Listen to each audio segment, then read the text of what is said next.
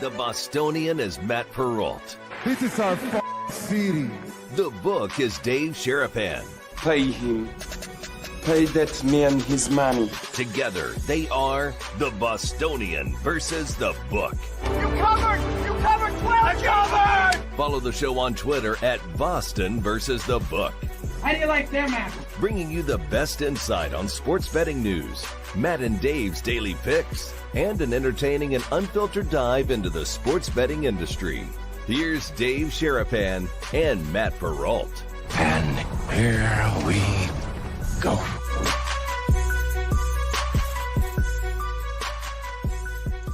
It is Thursday, November 7th, and it is Bostonian versus the Book, Philadelphian versus the Book. But we're not really versus each other because we were on a lot of the same sides last evening, Mr.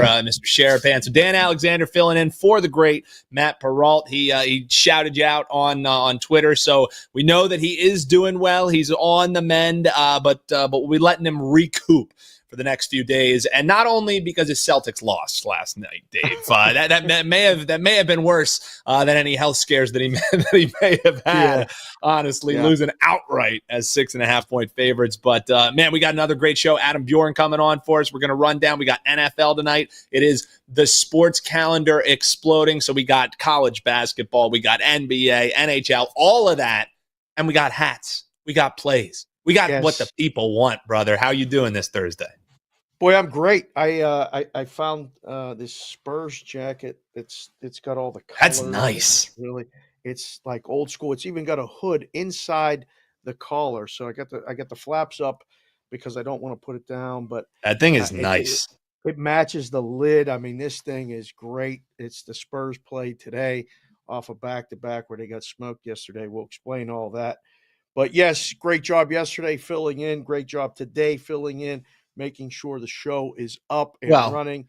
We don't know if it's a great job yet. It's only the intro was strong, but only 2 minutes in. We won't anoint it a great day until we get to the best thing about today. How does that sound? Very good. We'll do that at the end of the show. In between, it's Prime Sports, Primetime Thursday on BVB. Adam Bjorn will be here to recap the Breeders' Cup. We'll talk about a little, football with him, look ahead to the weekend, and then tonight's game with the NFL. Thursday night means Thursday night primetime game NFL. I think we got a good one tonight, Noobs. I think, the total's 52.5, so that means hopefully there's going to be scoring. It's a division matchup. It was a good game last time these two teams played between Cincy and Baltimore. Line's painted 6 right now. Pretty much across the board. There's a couple books are at even money on the 6, which means they want to go to 5.5, but they don't want to because they know what's coming as soon as they do. So we got to start with, before we get to more NFL talk, we always start the show again with what happened last night. And you mentioned it. It's a good thing Matt's off because I was coming in full Steph Curry gear today. Top to bottom, Warriors, everything. Celtics, home favorites, 6, close, 6.5, some places 7.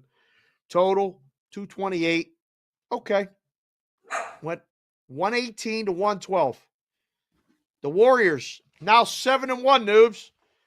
Maybe push the pause on the end of the Warriors? What do you think? Pause, right? Pause. Yeah, I mean, this is the beginning of the season. Let's be real. We kind of alluded to it yesterday that maybe not all narratives are true. I mean, in the case of my Philadelphia 76ers, I'm surely hoping that this isn't the full product that we're going to see this year. But yeah, I think you put a little bit of pause. What's the quote? The rumors about my demise were greatly exaggerated. I think at least through the start of the season, you can definitely put the Warriors in that camp for sure. It was a big win last night, but I think so much in the chat, so much around that game ended up being about Tatum versus Kerr, and I don't even think Kerr was on the sideline for the game. So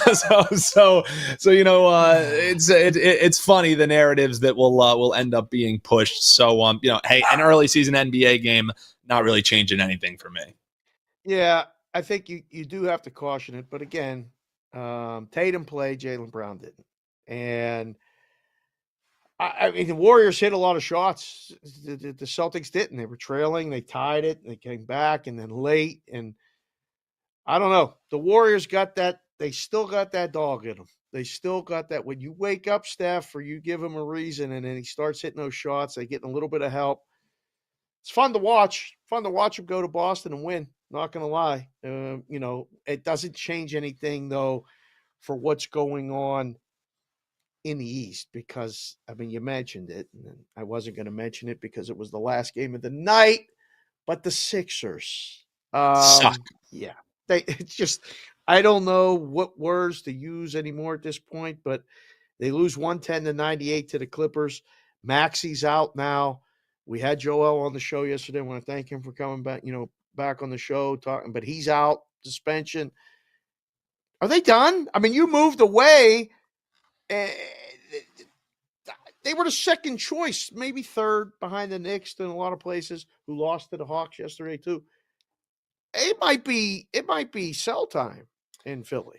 Yeah, I mean, heading into the year, I wasn't really all that bullish on the Philadelphia 76ers, and then the news comes across that you have Embiid injuries, you have all these other, issues around the team. They went out and thought that Paul George was really going to be the missing piece here. Paul George going to be the missing piece, Dave? I think there are so many distractions around the team with the whole Embiid beating up the guy story, the injuries that seem to be mounting. The nucleus of this team hasn't really even had a chance to somewhat start to gel. So now you're asking role players to be above where they're going to be the entire season. Is there a panic alarm for me? No, but I also wasn't a guy who was saying this is a third team in the East. I think this is what the Sixers will always be. They're going to go on a little bit of a run. They're going to string some wins together. It's going to be, oh my God, this is going to be the year. And then they're going to choke come playoff time. So the Sixers, they're who I think the Sixers are. And they're not going to be going on the road, especially cross country, and getting wins outright as dogs. So nothing about last night really surprised me. We used to play the song all the time on the Cash Considerations podcast. I know. I think it's time to retire the song. I Yeah. don't think. I mean, do you? I don't even know where it is in the board anymore. That's you don't even have it. Yeah.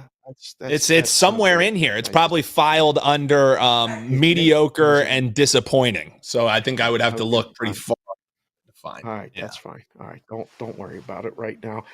Who is still undefeated? The Cleveland Cavaliers.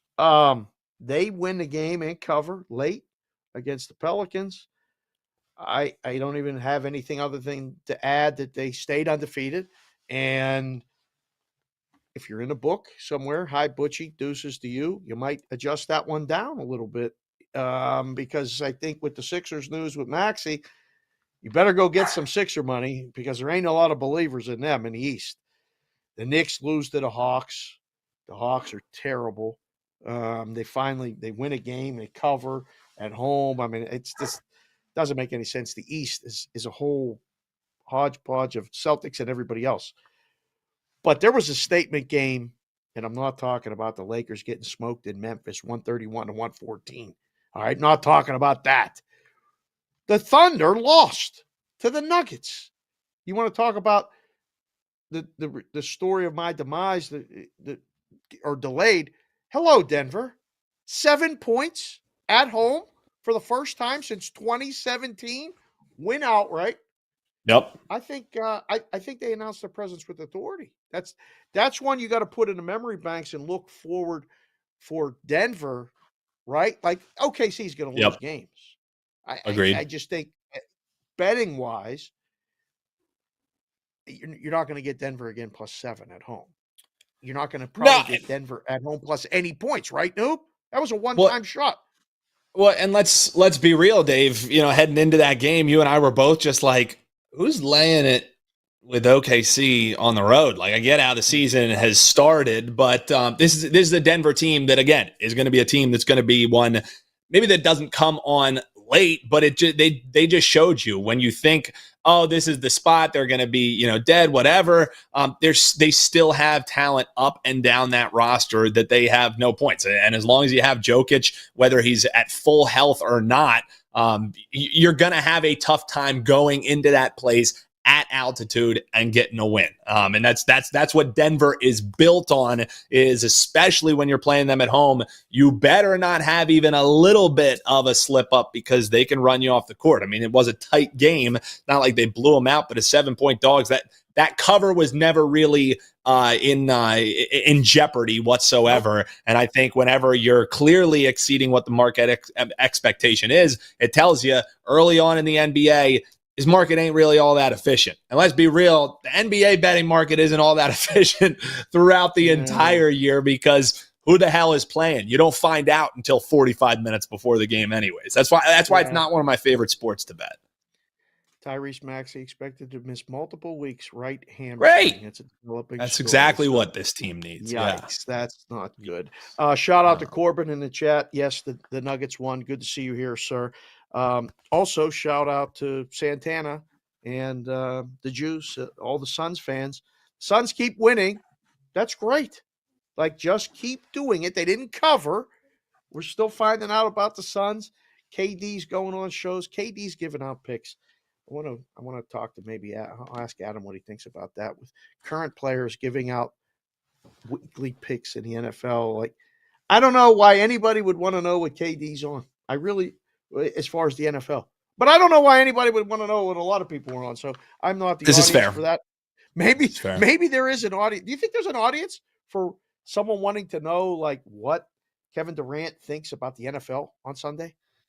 I mean, apparently there must be a reason why they're bringing him on. But I don't know. I guess that's the state of the industry, isn't it? Right, Dave? If you're coming on somewhere, you better come with a pick, because that's what people want. We want the picks, Dave. So even from a current NBA player, you're gonna get picks from everyone.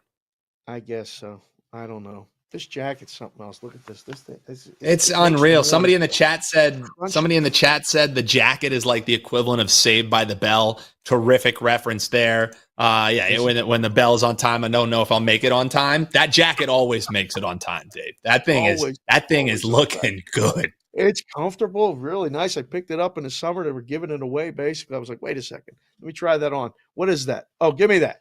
I got to be careful. I can't go near any flames, though. This thing will light up. I'll be torched in a second. It'll go up in flames. I don't even know what this material is. Yeah. Probably be good for rain. It hasn't rained in Vegas in 6 months. I don't think so. I'll be ready for when it does, though. Go wear the Spurs stuff. The other thing, basketball-wise, college basketball has started, and lines are all over the place. And I heard Benson on Spaces today with like Pizzola and GRP wins. You know, he's crazy. He's talking about his hair and what he's eating for breakfast, and it's working right now. God bless George. But there was a game yesterday with UConn and Sacred Heart. Sacred Heart, nicknamed Pioneers. I learned that yesterday. 35.5, the number closed, Noob. You see what this game fell? 36. No, what was 36. Oof. So Oof. You know, that's one in the risk room where you look at the other guy like, hey, who made that number? You made that number? Who got that number? And you pat yourself on the back. That one, you know, you use both arms, because that's falls 36 in a game where I don't even know why Sacred Heart plays in the game, but that's all well and good. So that's fun. And then P-Ralt's team, Creighton, is playing at home. Who'd they play? They played, I got it right here, Texas Rio Grande Valley. Yeah. Their nickname is the Vaqueros. I didn't even know. You don't even know what a vaquero is? Isn't that Kenny Vaquero? Isn't that's the only vaquero that I know of. That's I didn't know that they just got his face up there as a logo, or what? That's the Vaqueros, huh? A vaquero, Vaqueros. Oh, okay. So it's spelled differently. It's spelled. Yeah. It's not Jimmy, who's down at the South Point.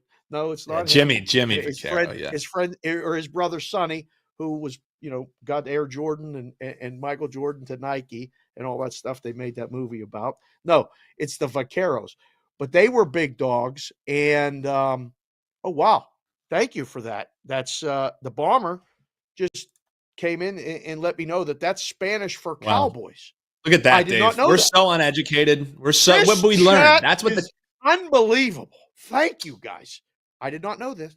So okay, so that's Spanish for Only, guys. I got El Baño. El Baño is really where I max out on my Spanish knowledge. I need to. The thing is, that's crazy, Dave, is I studied a semester abroad. I literally lived in Ecuador, and I still am terrible at Spanish. It defies logic. It truly defies logic. At what age So that's did the on me. newbie live in Ecuador? At what age were you, sir? What about? I was this just football 20, newbie? 20 years old. No, this was post newbie days. After the 300 pounds was sweated off a little bit. This was the post football age for newbie. So it was like around like probably 20, 21, I would say. 2021. You in Ecuador. How was the food? Incredible. And the crazy thing was, so it's completely different. Whereas in like stateside, where you're going to see food prices be like crazy high, and then like electronics are a little bit more affordable, completely flipped. Like if you want to get a phone, you better be a rich person in Ecuador. But if you're trying to get damn good chicken dinner, like you're talking like $2, $3. It was cheap. It was terrific. And I know it's technically like a third world country. It was a hell of a stay. Absolutely loved it. Shout out to my homies in Cuenca and Quito. Love y'all. I mean, hit the subscribe button down there. That's great, and subscribe to everything that Dan Alexander does at Newbie Talks on the Twitter and on Instagram and everything else. That's good. See, and I love doing this show. Like with Peralta, I say that to him all the time. I learn something new every day. I had no idea that you spent some time in Ecuador like that. Now you know. And you can't speak any Spanish. That's fine. I lived in Curacao un poquito. 20 months. Un poquito. Yeah, a little bit. A little bit. Yeah, no bueno. It's no bueno. Your Espanol's no bueno. That's fine. Estaba bien. Todo bien. Oh, hey. There we go. That's pretty good. That's pretty good. All right. What was your one takeaway from that? I advocate living somewhere else other than where you lived or grew up to anyone. You really 1,000%. learn so much about yourself, and then you learn about other people, and that you really get very humbled pretty quickly because you think 1,000%. is the center of the universe, and you realize nobody really gives a nobody really gives a shit about a lot of things that you care about when you live in. This is very true. What was your real like one takeaway? Did you have one life takeaway from that whole experience?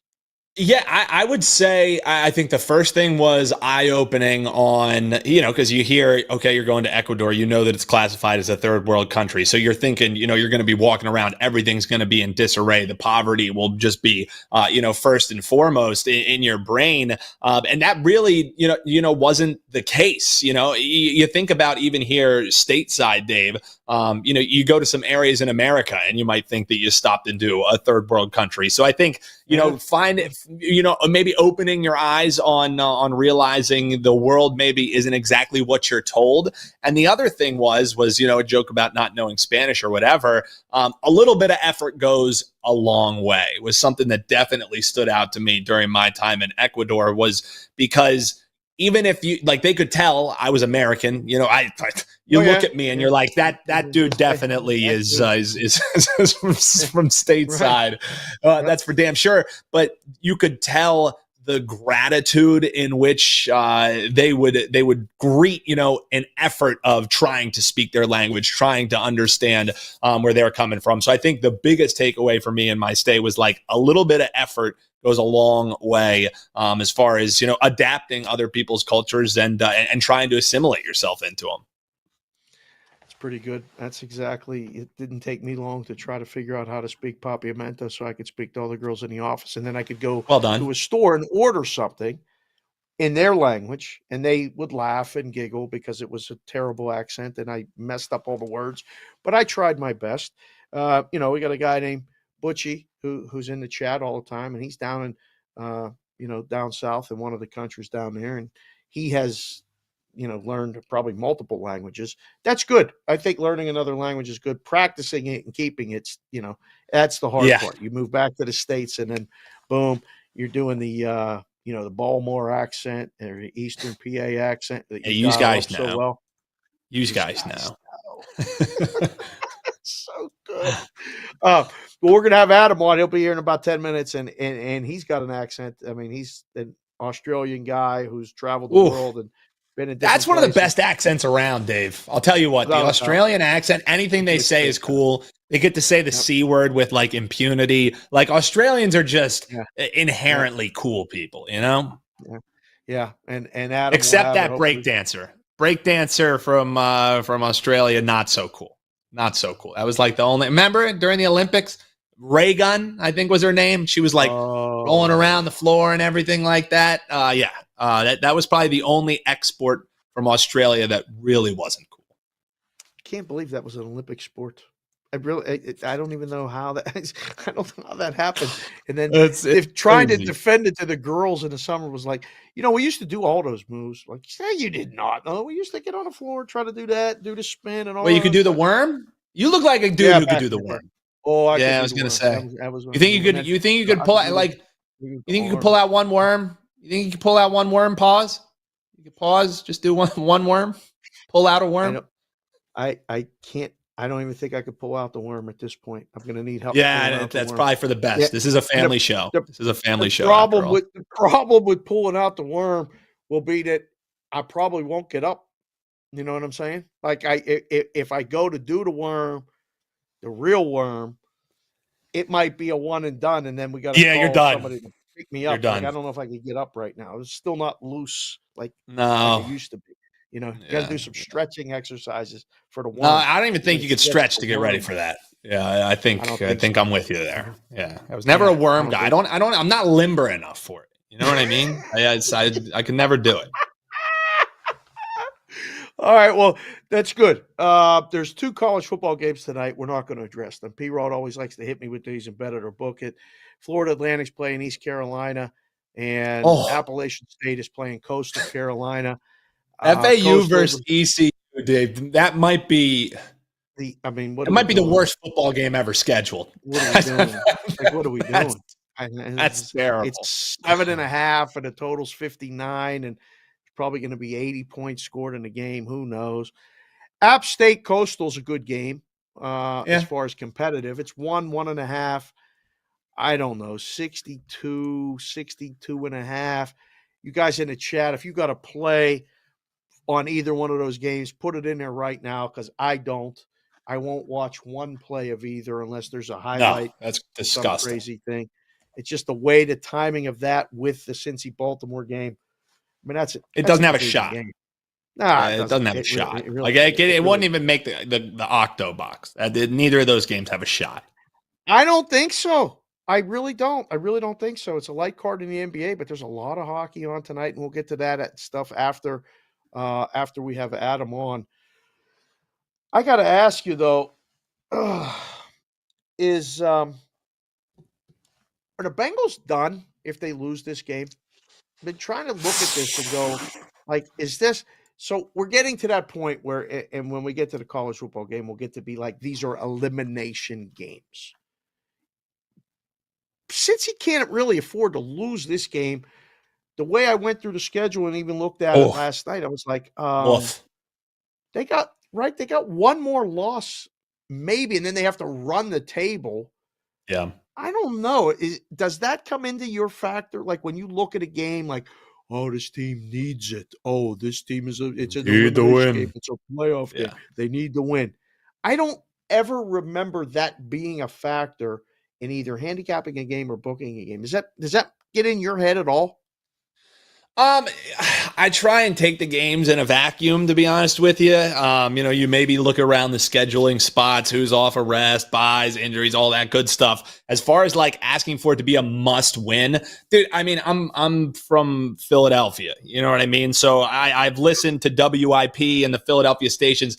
They're talking about week 1 games. That's like, this is a must win, or Sirianni is on the hot seat. So that gets so, I think, over ballyhooed. But as far as it stands at this point in the season, like, we're in week 10 of the NFL. Like this is the do or die time. This is, getting into witching hour parts. And let's be frank, this Bengals team should have beaten the Ravens the first time that they played them. Yes. They scored damn near 40 points against them, and then they just can't stop Derrick Henry at the end of the game, as many teams do. The dude will just wear on you. So I think for them, it's going to be all about getting through the air. It feels like this is a game that they really need to get, because this Ravens defense is susceptible, and we'll get in and, give any picks or thoughts on the games outside of that. But then after this, they go to a absolute best scoring defense in the Chargers. That's going to be another primetime game for them. And then they still have 2 games against the Steelers defense that can get after you. Cowboys, is Dak going to be playing? Is he not? This really does feel like, for the Bengals, they got to go on the road and they need to get this win. And I think the Ravens are ripe for the taking. I'm not subscribing as much to everyone who thinks that the Ravens have, the AFC wrapped up. I know the Kansas City Chiefs are still around there, but the Ravens are built on defense, man. And this defense is bad. They got the MVP candidate, Lamar. They got great. La Machina. I mean, La Machina, Derrick Henry is just he's automatic. He's amazing. Score a touchdown. His odds to score a touchdown right now, tonight, anytime TD, minus 280. Last week it was minus 325. I have never heard of a guy over minus 200 like that, and I thought that was absurd. You can't even come up with a number right to maybe get a bet on the no. Like, yes, anytime touchdown. It's just automatic and same game parlays. People are putting it in there. Like, it's continually, it's the most bet on prop. I saw it from Ewing from BetMGM, put it out earlier.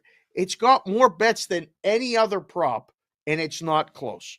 So, I don't know. It just feels like one of those games where, yes, Cincy really needs it. And anyone in the content space is going to be like, oh, well, you got to take Cincy plus the points because of that. Don't use that as the only sole reason for your handicap, is what I was, was the ultimate point of bringing up the conversation.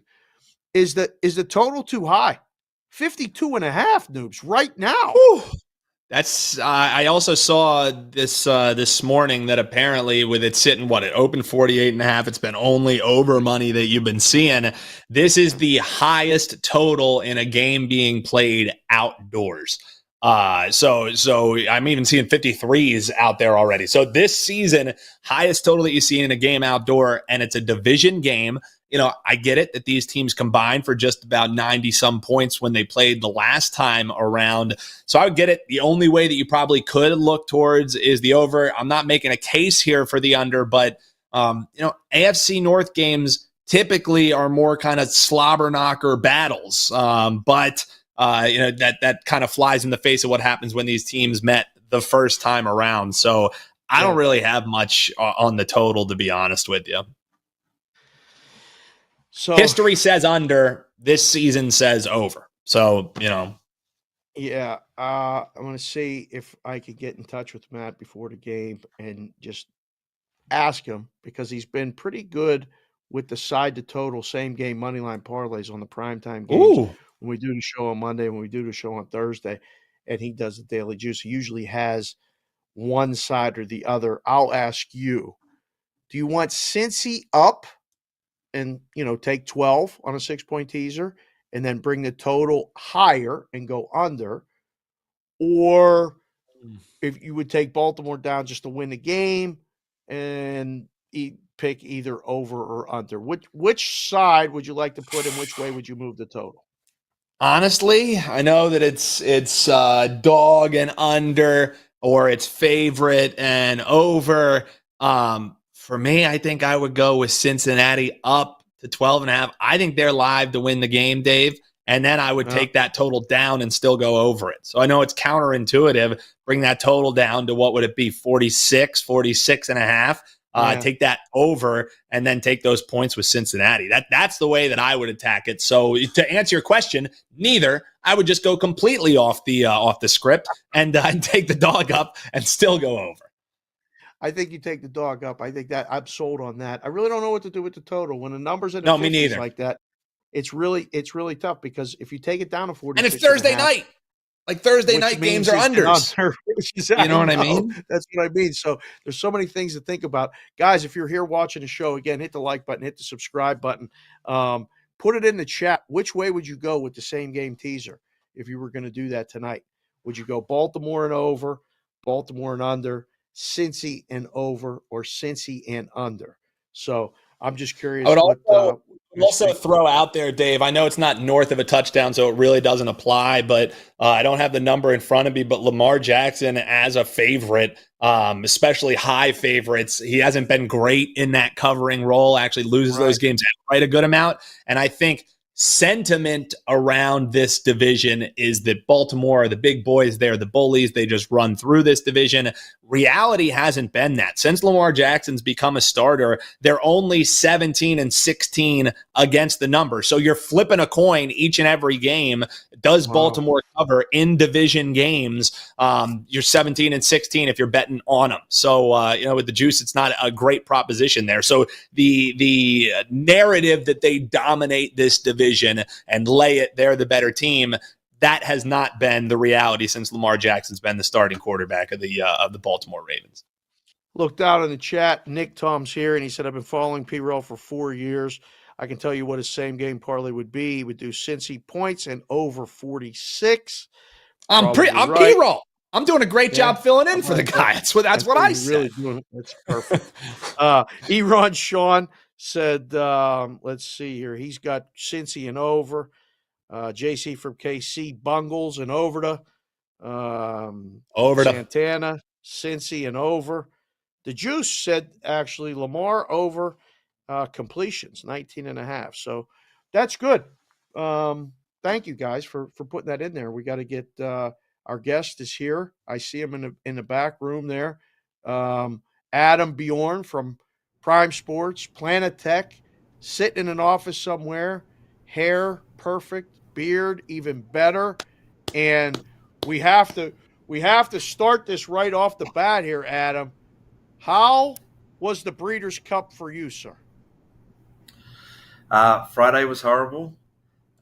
Saturday was great. Found a couple of winners Saturday. Yeah. The book and the stuff as well. Not too many favorites. Dodged some bullets.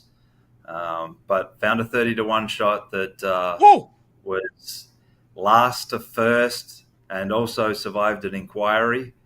But yeah, beautiful. It was a solid day after a really tough Friday, which is kind of one of the things I've been pushing back is you just got to fight through the losses, push through, trust your process and whatnot, and then just keep going at it. I can tell you this. We had so much fun at the track on Friday. It was great. I actually was just, we were so busy doing the show that I bet the first race to kind of show Matt how to do it, went to the window and, keyed in this horse, and the horse was still running. I mean, it was a total disaster. Like, it's fun to be, out at the rail and then watch your horse come in last, like second to last. We had this guy with us, and he was like, "Oh, the 9, it had good running." The 9, it finished 8th of 9 horses in the race. I mean, it was a total. So that was a good introduction for Matt. Like, oh wow. So I'm like, no, we cashed nothing. Like, those are all trash. All those tickets that we have, the key and all that, terrible. Then I hit a try and made some money, so that was good. But I'll tell you what, that track Friday, the speed was nothing but speed, right? Like, that's my non-horse guy observation. Saturday, what was the thing for you that made it better? Longer shots came in? Yeah, so the favorites didn't hit the board as much. The longer shots come in. And one thing I definitely noticed, which is the opposite of what our discussion was last week, with it being a short straight, usually it's really hard to come off the pace. But the pace was so hot at front that there was horses coming from way off. Yes. And it took like 2 or 3 pre-races to go, hang on a sec, this is changing. And then Starlust in the 5th, which, again, turf sprint, short race, was like, he's going to be way behind. But the way this thing's playing out now, he has a real chance to come off the pace and just weave through the entire field and got him right at the post. And that was, identifying that and then seeing that again with Rebel Romance and a few others that mid-pack to last and just were finding it, especially on the turf side, just finding their way through. I'll tell you what, we went up, we had a great, kind of host who kind of put the whole show together. His name's Jeremy Balin. He used to write horse racing articles, and now he's doing a lot of PR stuff, but he was our liaison with the Breeders' Cup. Took us upstairs to the press level, and from up there, you could see that, I mean, it's not a right angle turn, but that turn for the turf track is, I mean, it's tight. You realize it's crazy when you see it in person. I think it brings the whole thing into perspective as far as handicapping. So you were absolutely right. I kept telling Matt, like, this is not a normal thing, the way this looks and the way that it's tight. The ability to adjust, I think that's a really good lesson for people new to the business, right? Like, you can't get stuck with blinders on, so to say, to use a horse guy reference, when you're handicapping anything, let alone horse racing, right? Yeah, and then the other aspect of it, there was a couple non-breeder cup races where horses ran really well and won, that horses later in the day had actually competed against in their last start. So it sort of showed that, watching these early races, you see these horses that win a race, and then you've got something coming up later in the day that was in the same race and beat that horse, that there was, value to keep an eye on them as well as the day went on. It's such a, there's so many moving pieces. It's unlike a football game or anything like that, where there's just so many aspects to throw into the pot. And the prices were just insane on some of these horses as well. On both sides, there were some big prices, and there were some horses that were like 4 or 5 to 1 that I thought would be good value at 12s or 16s. So then you're kind of adjusting, all right, well, I'm not going to be on the horse that I wanted to be on. So what else is there at a decent price? And you've got to try and just adapt. And, price sensitivity means so much in these spots. Well, so I'm wondering for you, you talk about adapting and having the process and all that good and well. So when you're trying to define, okay, here's the slip that I'm going to be putting on for you, does it start with price, or do you already have a preconceived way when you're looking down the card? Maybe you're looking at how these different horses go on turf or go on dirt. What's the starting point for you when you're trying to narrow down what your card is, and then how do you purse through from where your starting point is? Yeah, so again, it's a preconceived sort of rating system of, having an idea of what those horses should be in price order, and then against those ratings, you kind of start writing the prices, and then suddenly, the fourth horse you have listed down is 40 to 1. And all around them are, 8s and 10s, and they just stand out that way. And then, picking exactas and trifectas on that day is just near impossible. So you've really got to sort of pick your spots and play in a manner that isn't normal, because you might have two really good sharp horses you want, and instead of putting them sort of first and second in that, you put your 2 horses and then the field and then your 2 horses in a trifecta kind of thing, knowing that there's every chance that there's something going to come through and upset, what you had planned.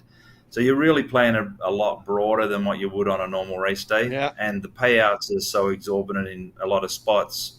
But the biggest thing I found on Saturday was I had probably 4 or 5 horses that I was going to be all over. They were going to be the things that I was going to go hard at. And they showed up at like 6 to 1, 8 to 1, and I thought I was going to get 20s plus. So it kind of just changed the whole premise, and I ended up on horses that I had no plan to be on at the start of the day. And that was sort of where my best results come in the end, of just being on some things based on how the tracks were running, some things that I was going to be on the speed or mid-pack, and suddenly something coming off the pace with the way the races were going. These horses were going so hard so early that it just, the pace just lit them up, and there was opportunities for horses off the pace. It was fun. I got to admit, and hopefully we're going to do it again, and we'll figure out a way. We'll meet you there and just watch the whole thing in action, and we'll get the show in the paddock. And it was fun, man. I was a big fan of the all button. I was looking at stuff, and I'm like, you know what? I don't know. I'm just going to hit all. I'm going to key 3 horses. Then I'm going to hit all again. I did a couple crazy trifectas, and I got lucky with one, and it made my day. Let's talk football. We were talking NFL, before you got here about the game tonight. Ravens hosting the Bengals, and the line is 6 pretty much everywhere.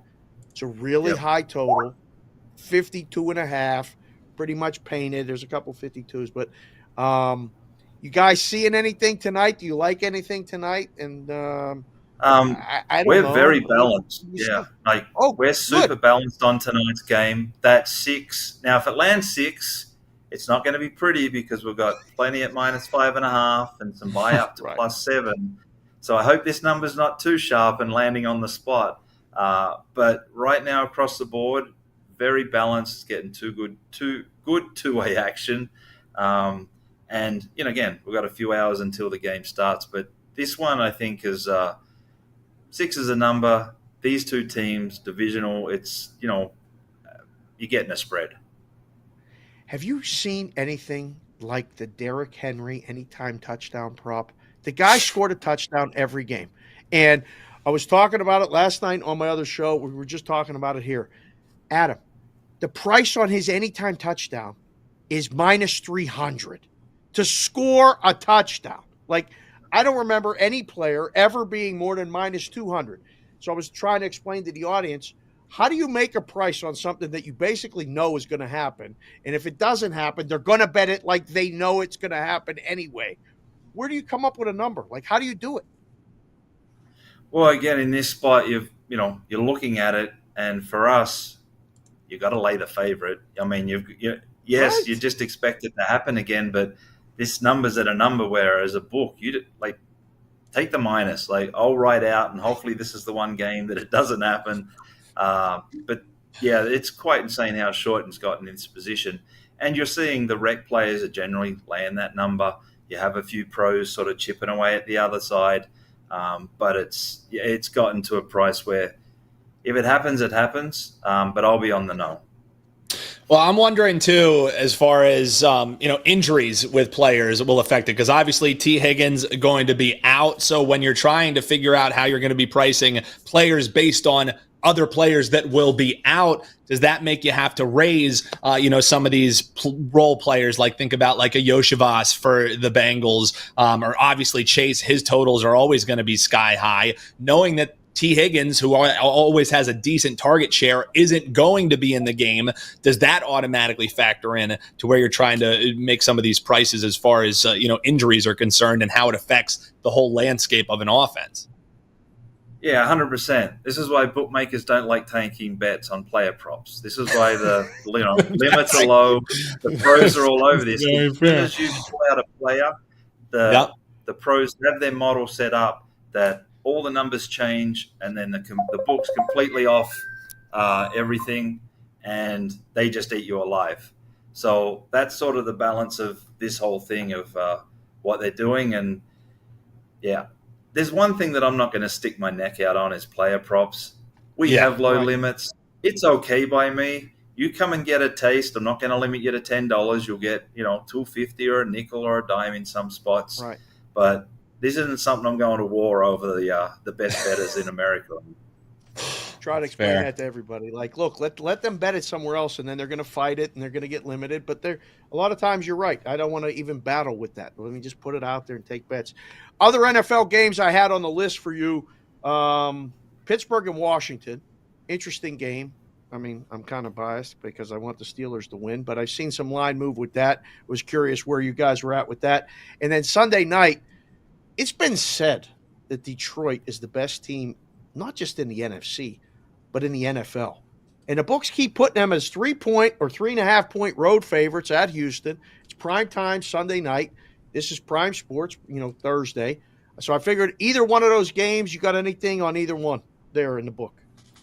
So I have a bit on both. The Pittsburgh, Washington, again, very balanced. However, we're kind of rated at -2.5, average amount around -17, and the +3 at -22. So again, we've got a balanced book, but it lands 3. No 3. There's a little bit of pain there. But again, you're laying kind of holding at 8% in the middle that it doesn't land on that. Detroit, Houston, much, much heavier on Detroit. That one, we laid the -3, laid the -3.5, laying some -4. On the other side, we actually took some action at plus 3.5, but it's sitting around plus 4.5 right now, and that's sort of been bought as well to between the 4 and whatnot. So definitely Detroit money, as I think everyone's starting to get into the groove of they're the team. What's it like waiting for that on Sunday night? I've tried to explain this to people over the years. Sometimes that, you have a full day of action, big decision, 6-figure swings, back and forth, and this and that. Or you get a week like last week where all the favorites win, all the money line parlays, and everything rolls to the damn Vikings. And you're sitting there going, please let the dog just win a game. Like, it would be nice if they cover, but I'm really rooting for the dog to win the game because you know what the red figure is. I mean, that's enough to give you a little bit of agita, no? It's great to have a big sweat on a Sunday night, depending on how the day's gone. If it's gone no good, then you're like, this could be a wipeout or this could be a little bit of a savior. Or if it's a great day, you just let it ride and hope that it keeps going as a great day. But they all come. I mean, you just got to sit there and go through them and, get through the day. Sundays are long. Saturday. Let's shift a little to Saturday. I give you a couple games to kind of look at. Army, big move came this morning on North Texas, it looks like. I mean, that number was 6 before. I'm looking on the board here, my odds screen. It says down to 4. And then there's 2 games that haven't moved. And we got people in SEC country, in the SEC, it means more and all this other stuff. But Georgia Ole Miss, painted 3, has been pretty much all week, bounced a little to 2.5. And Alabama LSU, also 3, and just sitting there. Any thoughts or ideas there as far as action? Yeah, so the Army Texas, heavy on the North Texas, plus 6.5 taken, plus 6, plus 5.5, plus 5, and then it leaped over 4.5 to 4. But money all the way down there. Every half point was hit down to the 5, and then it leapfrogged the 4.5 to the 4. On those other ones, the Georgia Ole Miss, we're very balanced right now. But again, the money's at the minus 2.5 and the plus 3. Currently, we're minus 2.5, minus 20 on Georgia there. The Bama one, again, 2.5, money at the minus 2.5. We're heavier on the Bama money at the minus 2.5 than the plus 3 average. The total actually as well, the under's being bet, went from 58.5, getting bet down to 57.5. But one thing I did notice on this game was significant action on the money line on Bama. So it seems like they're more interested in laying the minus 134 to minus 140 than they are the minus 2.5. So that was something I definitely noticed on the chart as I was sort of priming for these numbers. Now, Dave, the most surprising thing that he probably says there, and I saw you react to it the same that I did, was North Texas. North Texas. I mean, Army. The story of Army has been terrific, this year. And a lot of folks wondering, do they remain undefeated through the next 2 weeks and get to face off against Notre Dame undefeated? Now, I'm wondering, Adam. A lot of that North Texas money has to do with the uncertainty of the quarterback, Bryson Daly for Army, right? Like, would you expect that if he does get upgraded to play, now I don't expect that he will, you would probably see some pretty big buyback coming back on the way of Army, wouldn't you think? Well, I imagine so, but again, it depends on what the inside knowledge is of, are they going to try and roll him out there and see how it goes? But the way it come in, we'd had that debate during the week. What does it look like? The money told us what it looks like. It come hard and fast, and then found the number where they wanted to stop coming. But we'll see where it goes. Last college football one that I have is Indiana. Is the story of college football. And playing Michigan this week, and Michigan is the team that won the national championship last year, but it's not the same team. And I got asked this yesterday on a show, and I was like, you know what? I'm going to ask Adam this tomorrow. Like, where do you put the power rating and how fast do you get to adjust it on Indiana when they just keep winning and they keep covering? And then you put up like 14.5 at home against Michigan, and they haven't played anybody and blah, blah, blah, blah, blah. I mean, Indiana's 9-0, 8-1 against the number this season. And Michigan's 5-4, but they're 2-7 against the number. Is 14.5? Do you get any buyback yet on that on Michigan or no? It hasn't stopped them. I was just quickly bringing up the game, and it's money all over Indiana. There's definitely heavier on that side. There is some buyback on there, but right now we're going to need Michigan, which, as you sort of just laid it out, I don't mind taking a couple of touchdowns in my pocket against this team. Right. With how this is set up right now. It felt like a big number as it sort of climbed into that position. And I mean, I like my underdogs, and I can't be diving into Indiana at this price. Well, and let's also be frank, guys. They played the number one team in the country last week, and they were some bad calls and some bad bounces away from covering the number against that Oregon team. So this is a Michigan team that, yes, if you look at the season-long stuff, yeah, maybe they're a dead team. Their aspirations have been dashed. But in the dog role, this has been a team who has barked a little bit. So I'm kind of there with you guys, is that if I was playing this game, I certainly wouldn't be laying it with Indiana. With all the great story that it is, I don't think they lose the game outright. But asking them to cover these big kind of numbers against teams with nothing to lose is not what I want to be doing. Yeah. And that's where, there's just certain games you get into and you're just like, I mightn't want to bet, but I sure as hell won't be on one side versus the other. Exactly. Right. Exactly. There's only one side for me. I'm not laying that on Indiana at this point in time. You guys are legal in New Jersey and in Ohio, and I kind of tried to erase the memory of the Ohio State-Penn State game in my mind. As a Penn State grad, I was really hoping that they would win. How was the Ohio State game for you guys there? Did you get a lot of Ohio State money? And did the Assassins at least lay it with you, or did you really need Penn State like I kind of did? How'd it work out? Oddly enough, this is one thing about Ohioans, I guess, or at least the customers we have. Last week was the first week that we were heavy on Cleveland and Cincinnati.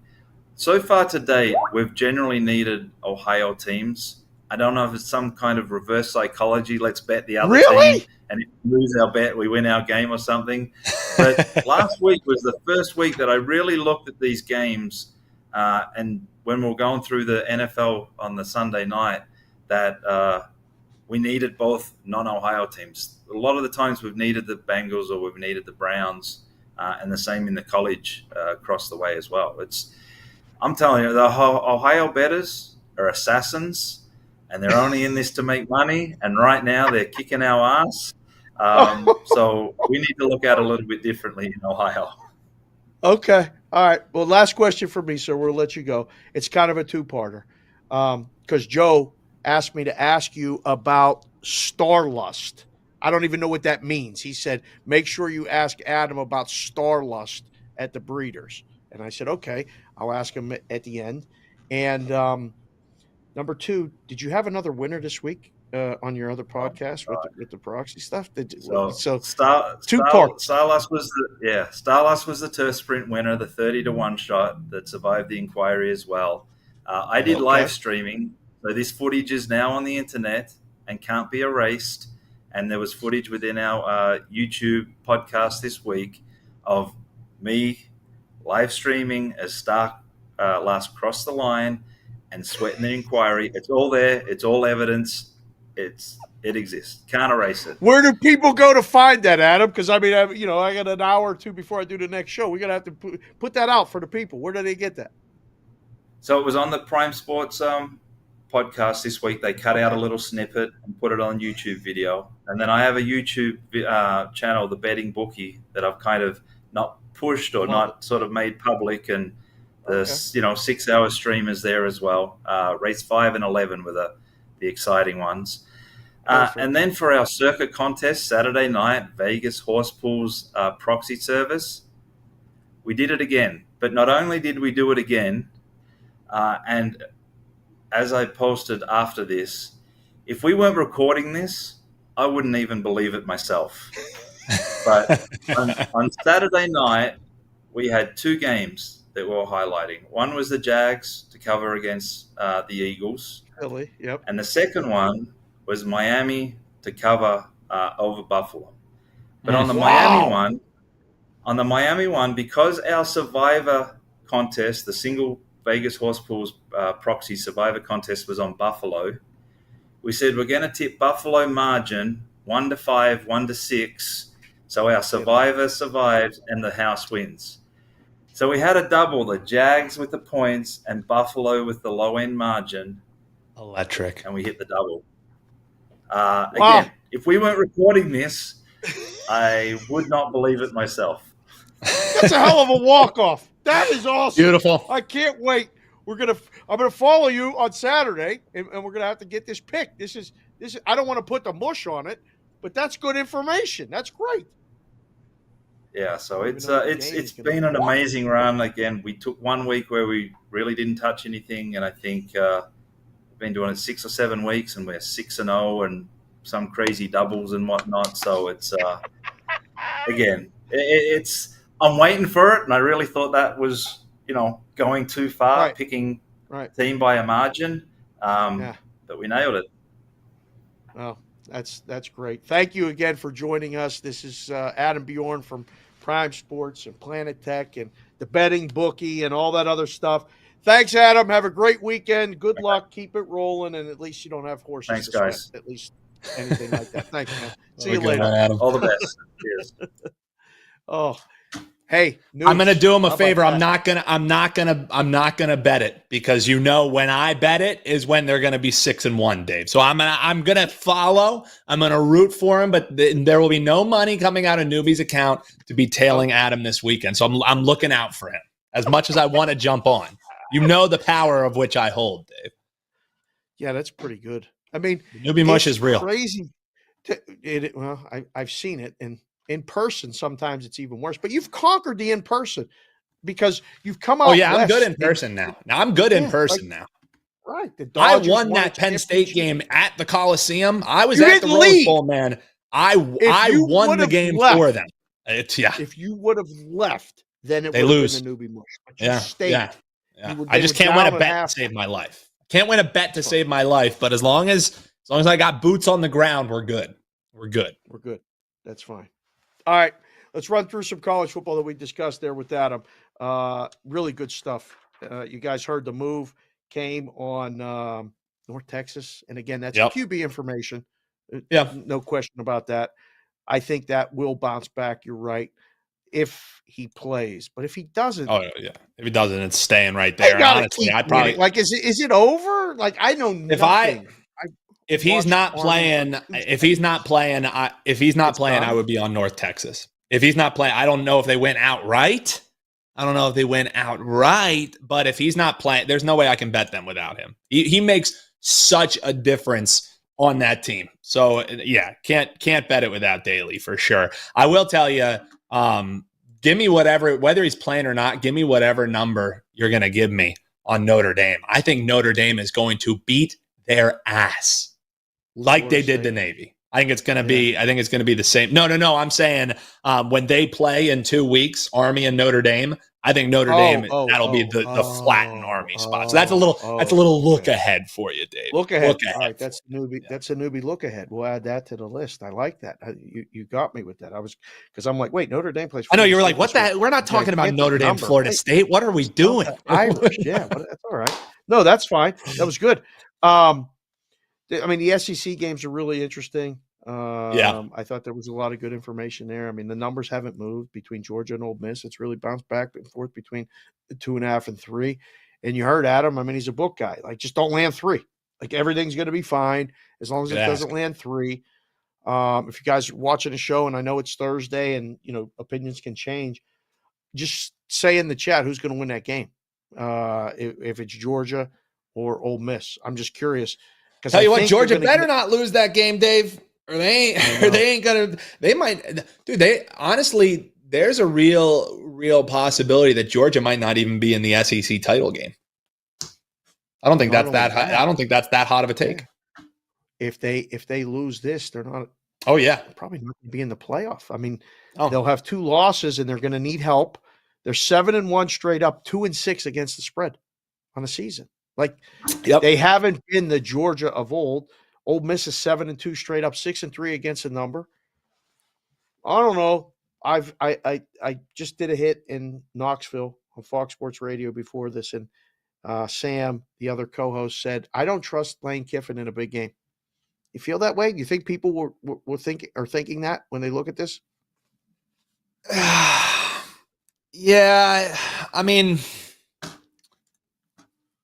I don't really have as much for that game, to be honest with you, Dave. Okay. But I think Right. I definitely think that's how people are definitely looking at it for sure.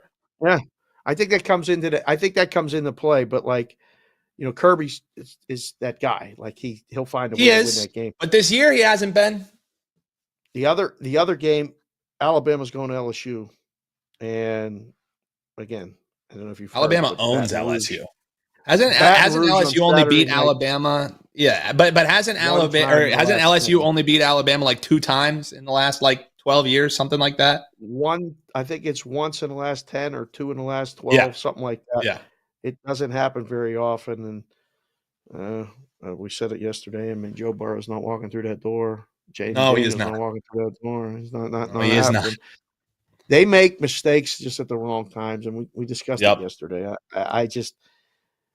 I'd love to see LSU win and shake up the whole thing, but I feel like Alabama's gonna get that one done. Agreed. Penn State's a big number against Washington. Whiteout, home game, homecoming, night game. It's dog. No? Like it's dog. I mean, you can't lay it with how last week ended, right? Because you know what I mean? Like they're still licking the wounds. Like this is the quintessential your dream was just crushed spot, right? So if you're playing this game, you have to take Washington. But at the same breath, it's a hell of a long trip from Washington to State College there in Happy Valley. And we know from James Franklin, the landing strip doesn't work all that great. So who knows? They might even have to hop on a bus and then drive on into to Penn State. Can't land at the airport there at State College, according to, of course, James Franklin when he was bitching about his trip that he had to go out west. But Washington sucks on the road. But Penn State just had their dreams dashed. Everybody and their grandmother wants Franklin gone. So does he get the guys to rally around him and they win by a big number? You know, they love covering. There's just so much around that game of, but make a case for this. Yeah, but make a case for that. If it was any team but Washington going across the country to play the game, I would probably be looking at taking the points, but it's a pass for me. Okay. It's a tough game. I really hope that Penn State has that statement win and goes and beats them 31-10. Covers easy.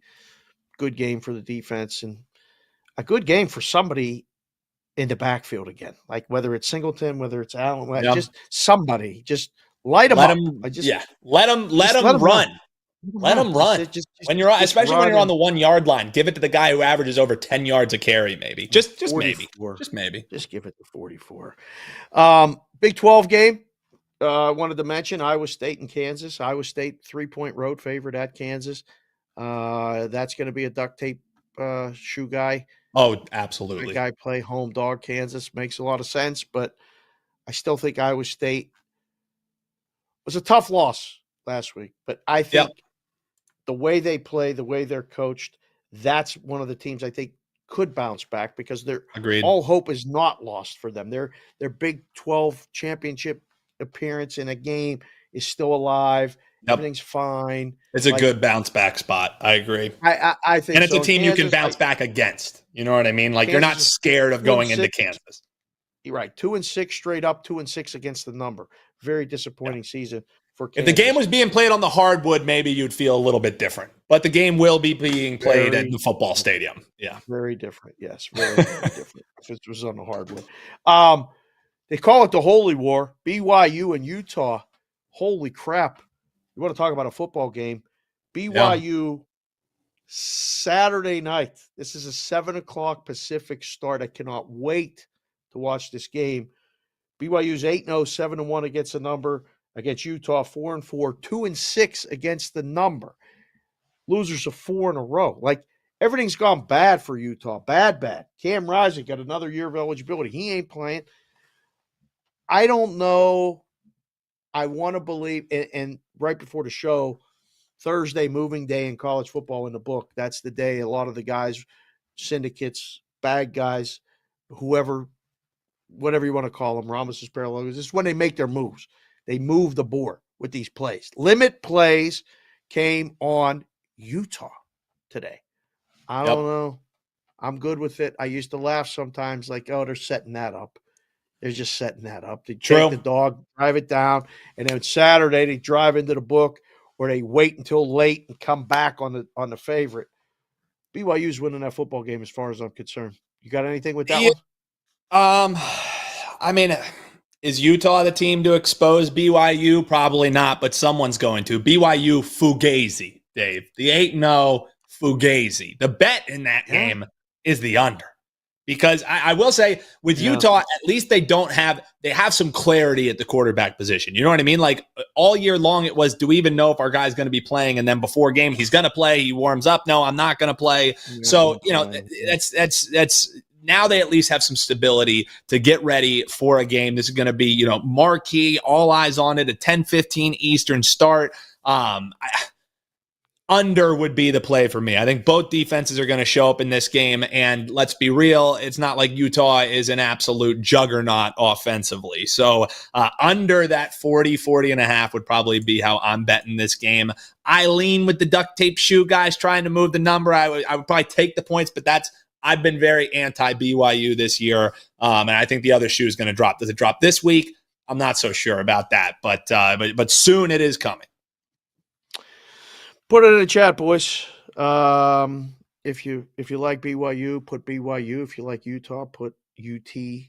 You can spell it out. It's only three letters for one and 4 letters for the other. It's not hard to type. No. Just get in there and give me your opinion. I would vote right now. I would vote BYU, but again, I could be swayed. The duct tape shoe guys have a way of doing that sometimes to all of us. Before we move on to the games today, the leagues today, what'd you think of Adams' accent? Not bad. No, it was strong. It wasn't as thick Aussie as I thought it was going to be. So no, I understood everything. Took a little bit of notes as well. I loved it. Strong accent out of him. Made me want to put another shrimp on the barbie. Can you do an Australian accent? It's very difficult. If you ever want to get into an Australian accent, the way to start is try and say the words "good eye mate," because then you're slowly going to get in. You say it quicker, and it's "good eye mate." Good day, mate. Hey, mate. There you go. Good day, mate. So you start getting into it a little bit. So you always start off with the "good eye mate," because that, of course, is "good day, mate." Good eye, mate. And then, boom, you're into it. That's pretty good. That was like a method acting type thing there. Exactly. I don't know.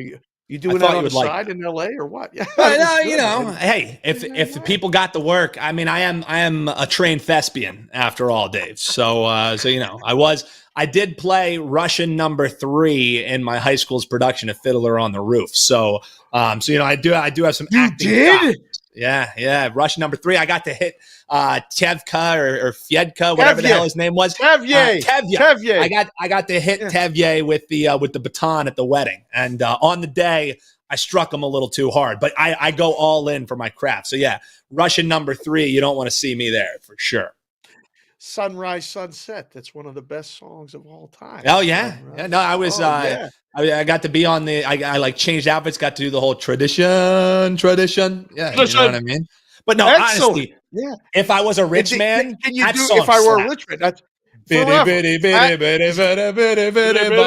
song slaps. All day long, bitty bum. Yeah. If I was a wealthy man. Yeah, that's good. That's good stuff. That's outstanding right there. Wow. Who knew if they were going to watch the show today, Bostonian versus the Book, that they would have us breaking out into If I Were a Rich Man? That's outstanding work right there. We're all looking to become the rich man. We're men of the people here, Dave. Yeah, absolutely. All right, quick look at the NBA. There's only 3 games. Utah's playing Milwaukee. Kaka. Big number, 8.5, 230.5. Just bet the over. Minnesota's playing Chicago. Huge road favorite, 9.5. Might be 10 by the time the game tips. Chicago is just bad. There's nothing working right now for the Bulls. I got the Spurs stuff on and I broke it out today. This is the first time I ever worn it. And again, it is amazing. Mitchell and Ness, thank you very much for putting this out and matching my hat. The Spurs are going to beat Portland tonight and they're going to cover the spread. That's where I'm at. Did you see anything in the NBA you want to give the people? In the NBA, role player in that game, Dave, because I don't like betting the marquee players. We talked about the player props yesterday. I ate shit on both of them. So I'm going to go down the board a little bit, and we're going to be taking a look at Zach Collins to get involved for the Blazers tonight. Zach Collins going over the 6.5 on his point total. Dave, only minus 110. Yeah, we're going down the board a little bit because Maxey didn't work out for me. Everyone who was telling me eat it because Tatum was going to go over his prop, 30.5 was the number. He ended up with 32, and he got it late. So come on, guys. I was somewhat close on my fade the over there. So we're not even talking about a star. We're talking about a guy who you don't even know who he is. Take him over his points. 6.5. Zach Collins getting the job done. It's pretty impressive that you went that deep on the menu. I thought you'd like that, Dave. Yeah. I prepare a little bit for the folks. I prepare a little bit here for the folks. I love it. It's what we do. I mean, we're prepared. We got, rundowns. We got texts. We got, different things, and we got Tevye today. That's great. Hockey. So I came upon a really good tweet this morning that listed the best money line teams in the NHL this season. Ooh. And the top of the board for best team in the NHL on the money line, they're up 7.2 units. The Winnipeg Jets, 12-1 on the money line. Okay. They host Colorado tonight, and this might be the cheapest price that Winnipeg has been all season because Colorado is a good hockey team. Allegedly. I really like Winnipeg in that spot. That's one of the games. The other teams listed on this best moneyline teams in the NHL top 5 list are the Capitals, who are 9-3 plus 5.8 units. Thank you. Cash that from yesterday. They got that one done. The Panthers are 9-4.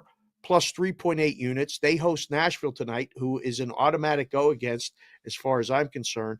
It's a little juicy, and the money has already come minus 195, minus 200, minus 205, 210. It's only going up. Might be a parlay piece, as like the kids like to say. Another one, sneaky. Blues, 7-6 plus 3.6 units. They host the Utah Hockey Club tonight. The overnight line was right. St. Louis minus 115 or St. Louis minus 110 pick 'em.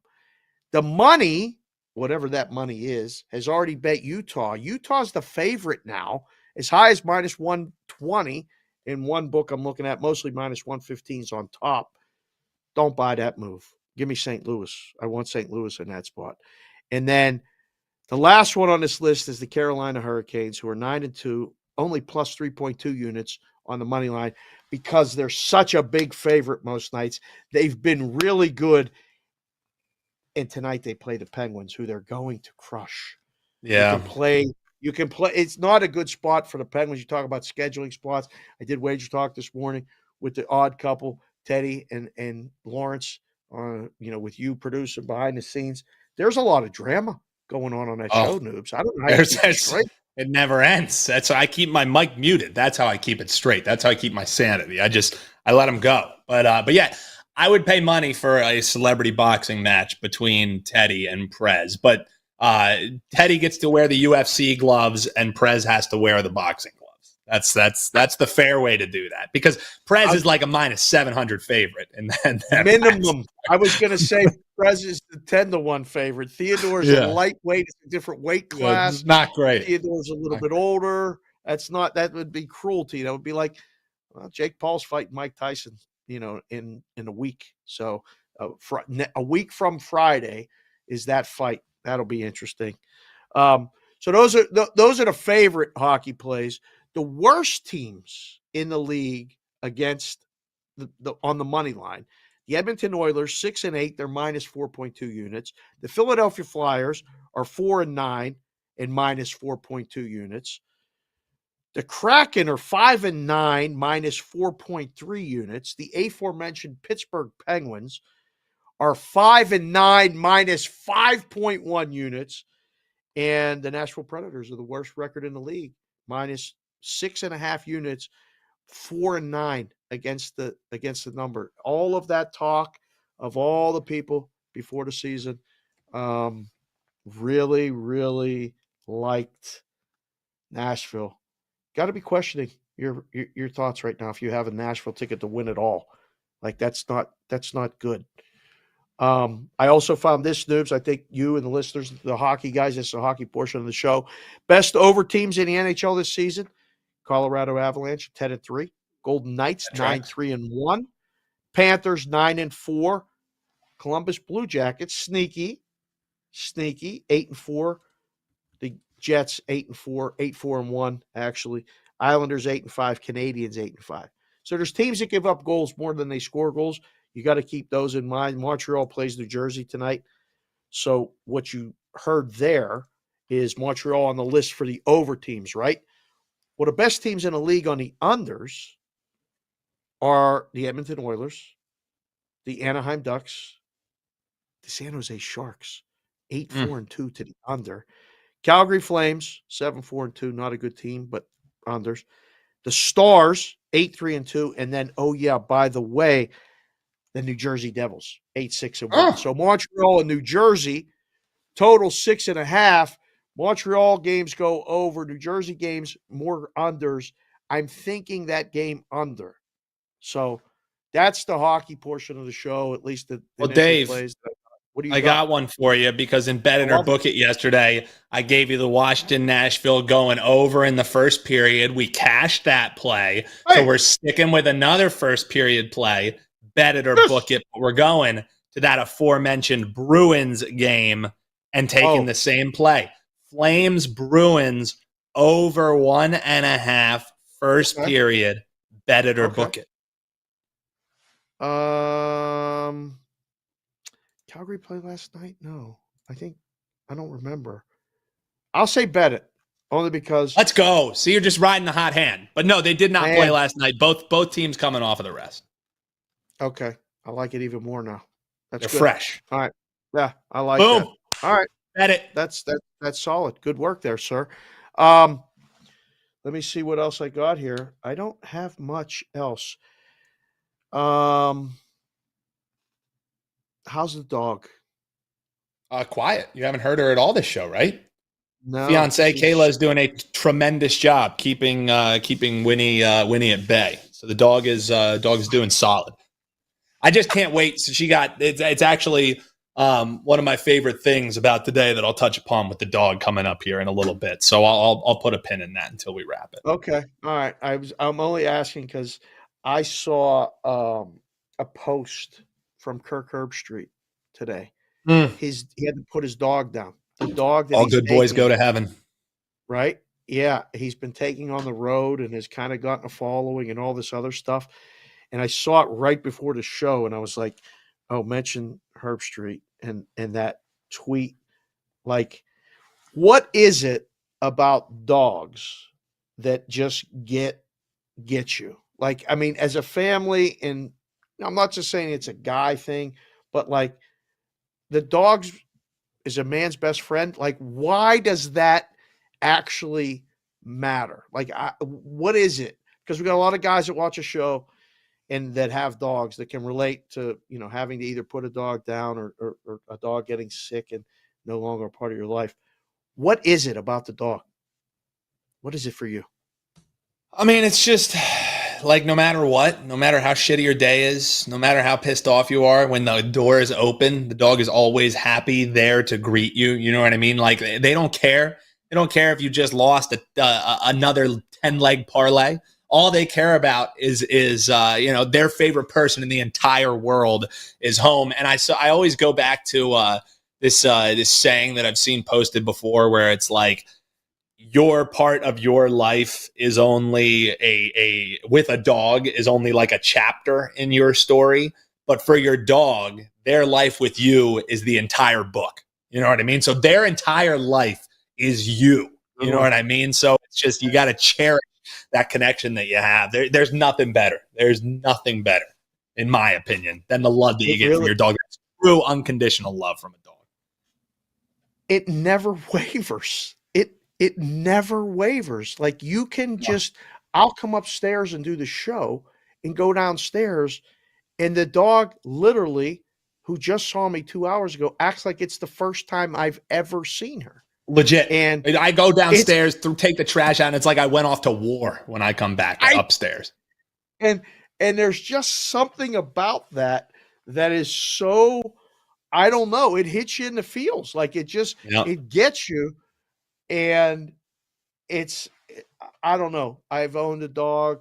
We had a dog, when I was growing up, and we had multiple dogs. And then I resisted getting a dog for the longest time. And Kylie and I came out to LA for the, Major League Baseball All-Star game. And Kelsey was the real catalyst behind it, but she got Jessica to okay it. Kendall named it. And I came home, and I have this dog who, I swear, just stares, lays with me, stares at me, waits for the food to be put in the bowl, and then rings the doggy doorbell to go outside, and is happy as could be. So I don't know. You guys are watching a show, and you can post it. Post a picture of you and your dog in our Discord channel at thebvbshow.com, because dogs are amazing. But I mean, P-Road has 2 dogs that I'm really. I had a nice experience with them yesterday when I went over to his house and we hung out a little bit. The dogs ended up being nice. Mean dogs, though, Noob. Like, mean dogs are scary. Scary. No, that's why. Why do you think I got a mini dachshund? I got a little wiener dog. You know what I mean? She ain't scaring nobody. Yeah, but big dogs, dude, like a pissed off Rottweiler, pissed off lab, any one of them. I mean, dude, at the end of the day, they are descended from wolves, Dave. You can't take the wolf out the pack, but you can't take the wolf out the heart. You know what I'm saying? So you don't fuck around with those dogs. No doubt. You got to. You're right. Like, those dogs mean business when they come at you. And I've seen, and Papap was a Vietnam dog handler. That's what he did. He took care of dogs. So he's like a dog whisperer. That dog downstairs, when we go over to his side of the house or he comes over to our side, just goes right to him and is like, yeah, whatever you say. It's unreal. So listen, man, I mentioned it only because I have it in the notes, and I thought that's going to always finding ways to connect with people with the show and different things. I know you got the dog, and you had her fixed this week, and she's wearing that thing, but she's by your side. I mean, when we talk every day, I hear that dog in the back, and she's following you around. What's the Instagram for Winnie the dog? At Winnie Your Fave. At Winnie Your Fave Weenie is where you can find her, and she racks up the views, man. She pays for herself with some of the views that we get. So yeah, at Winnie Your Fave. I love it. Check her out. I love it.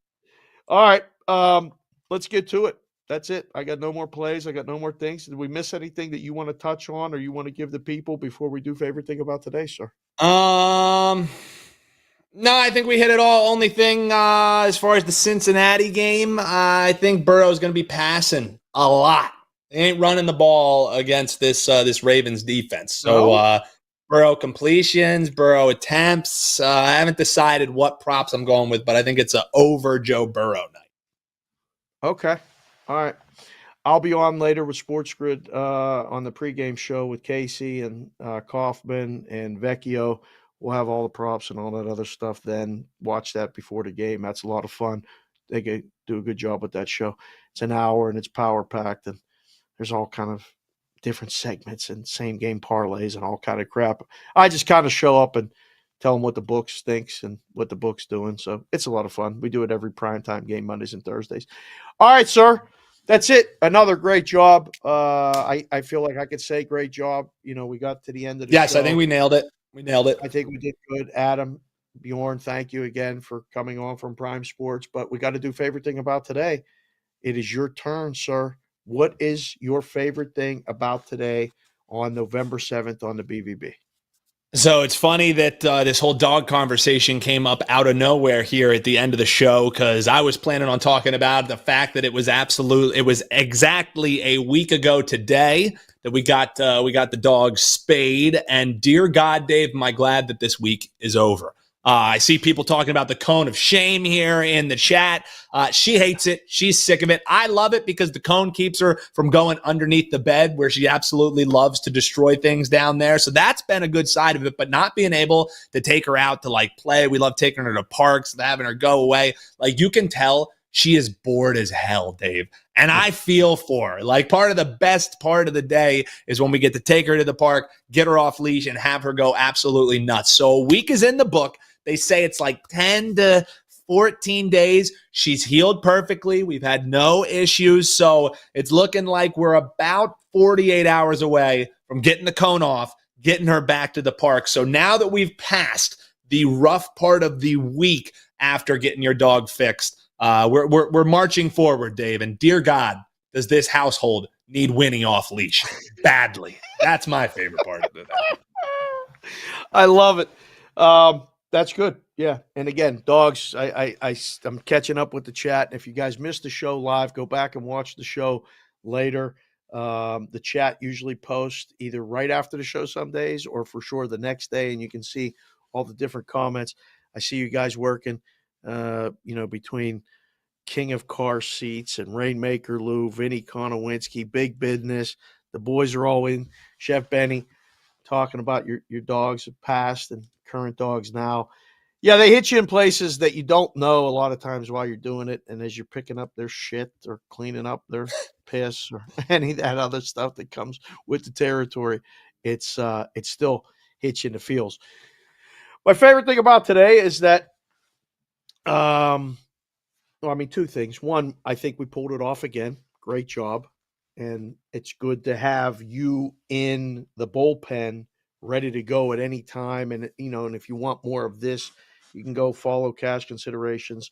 Newbie and I have done it there and continue to do it. And it's a different type of show. It's the same show, but it's us hamming it up back and forth. So hat tip again to you for pulling it off, putting it all together, getting Adam in and out, all of it. But number two was a tweet this morning that Matt put out that basically said, what he had. And it's called a TIA, which is short for a mini stroke. And while we were doing the show, we have a thread that he texted. He just went for another appointment. So I've said it now multiple times since mine. Like, as men, we're idiots. Okay. You must follow up, do the checkups. The worst thing that can happen when you don't feel right is that you go and they tell you you're fine. Like, okay, thank you. Now put that as a baseline. And then when I'm really not fine, you can tell me if there's a problem or what I need to do to make sure. But we need to take care of ourselves. He just got a really good report from the doc. So Great. I'm hoping, after hearing that text, and I will talk to him later today, that whether it's me and you doing the show tomorrow or me and him doing the show tomorrow, if it's me and you for Roll Call Friday, I would like him to come on and join the show. That's what I'm shooting for. So if he's able to do it, that's what he's going to do. I'm going to see, he's trying to push real hard. And that's the other thing that my favorite thing about today mentions about us being idiots and fighting, resisting, either going to the doctor or just sloughing it off. You got to know when to slow down. You got to know when to put it in a low gear, right? Like, and you're a Leo, I'm a Leo. Lions like to rest. There are times when I've had it and just leave me alone. What are you doing? Nothing. That's what we're doing right now is nothing. Go sleep, cave. Noobs, I don't know about you. It's 62 in this house. She's got it at 60. Now I know why you're wearing the starter jacket. In the house. I'm freezing. We don't even have AC. We don't even have AC. We don't need it. You just open the windows. You really close enough. That's dude. I have the world's largest air conditioner a block and a half away from my house, the Pacific Ocean. I don't need any air conditioning. That is great. I missed that. All right. Well, great job today. Thank you again for everybody being here. participating in the show, all the chats. Like I said, Matt put it out on Twitter. He had a TIA mini stroke. He's feeling much better. It's a slow process. According to him, it should have happened 2 days ago, but hopefully maybe tomorrow he makes an appearance, does the show. Hat tip to you, noobs. Great job. This has been Bostonia versus the Book. Primetime Thursday, brought to you by Prime Sports. Thanks to Adam Bjorn for joining, and thank all of you for listening, hitting the like button, hitting the subscribe button. Roll Call Friday on BVB tomorrow.